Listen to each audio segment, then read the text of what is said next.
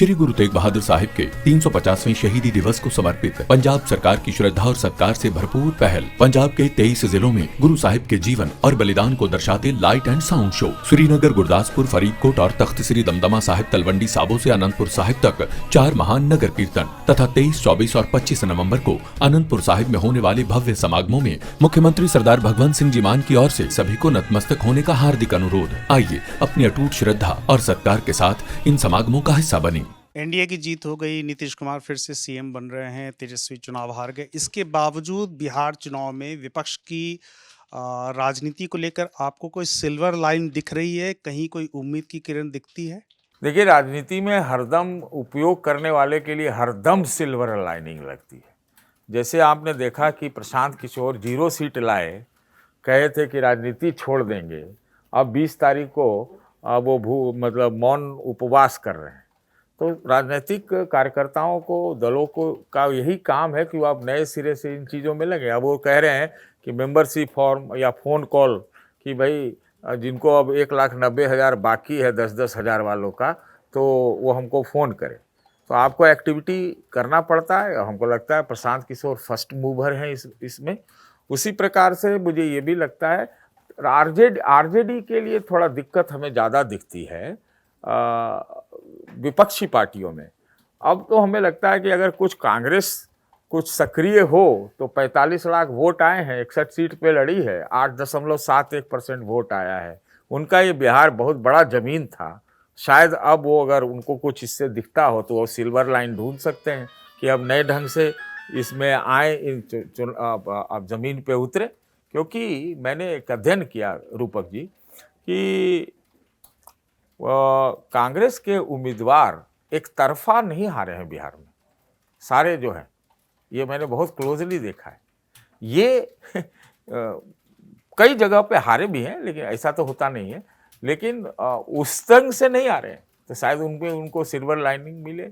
उसी प्रकार से जनता दल यू अभी तो नीतीश जी की सरकार बन गई है और विषम परिस्थितियों में बनी है। अब तो लेजिस्लेचर पार्टी से चुन के बनी है, वो जो बीच में भ्रम हो गया था। उनकी तबीयत को लेकर अभी भी कई सवाल हैं।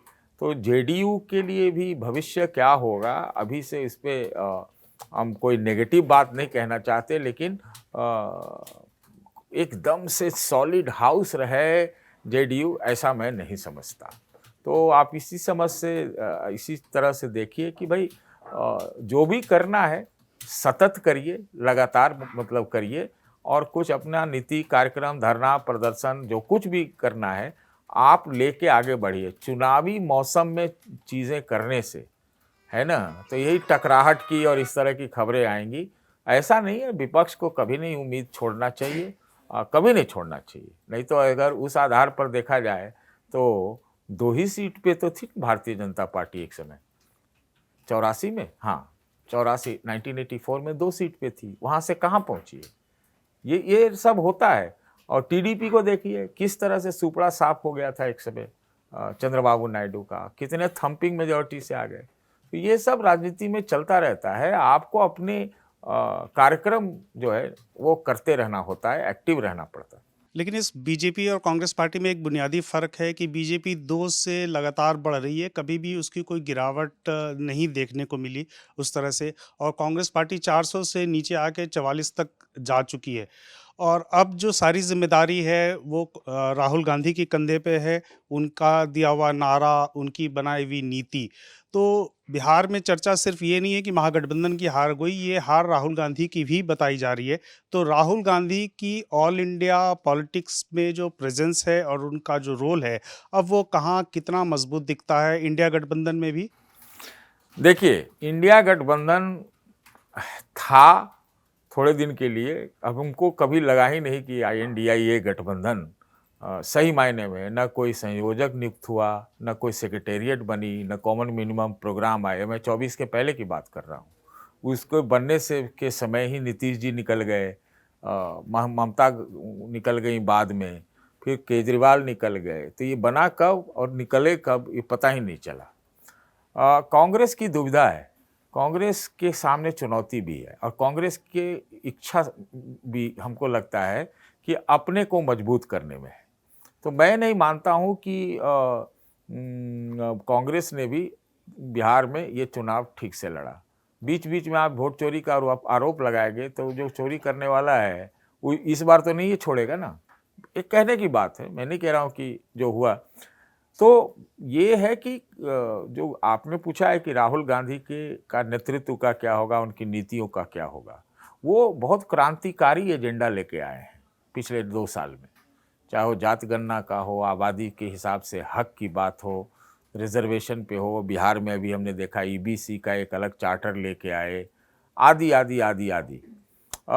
बात दरअसल दिक्कत ये इनकी 2 है। एक तो ये अपने को अकेला मजबूत करना चाहते हैं पहले, और उस आधार पे उनका जो है अपने रीजनल सहयोगियों से टकराव है।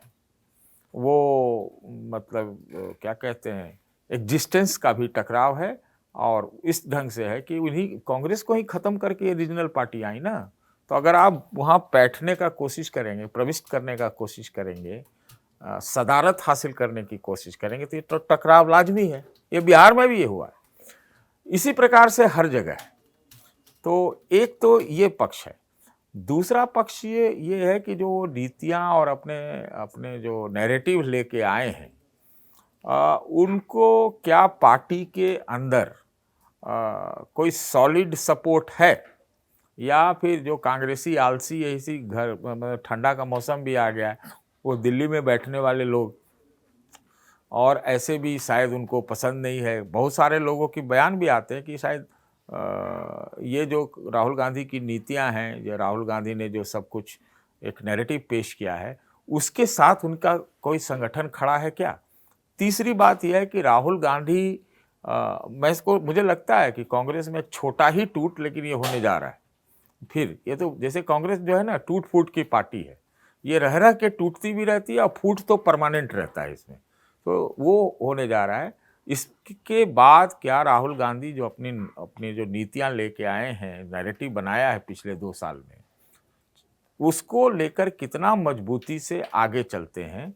और सबसे बड़ी बात है कि अगर मजबूती से प्रेस कॉन्फ्रेंस से करने से खाली नहीं होता है, और खाली चलने से भी नहीं होता है कि आप 5000 किलोमीटर चले जाए। आप फॉलो अप क्या करते हैं, आप अपना संगठन कार्यक्रम क्या करते हैं, और किस प्रकार से आप अपनी लड़ाई को आगे बढ़ाते हैं, इस पर निर्भर करता है।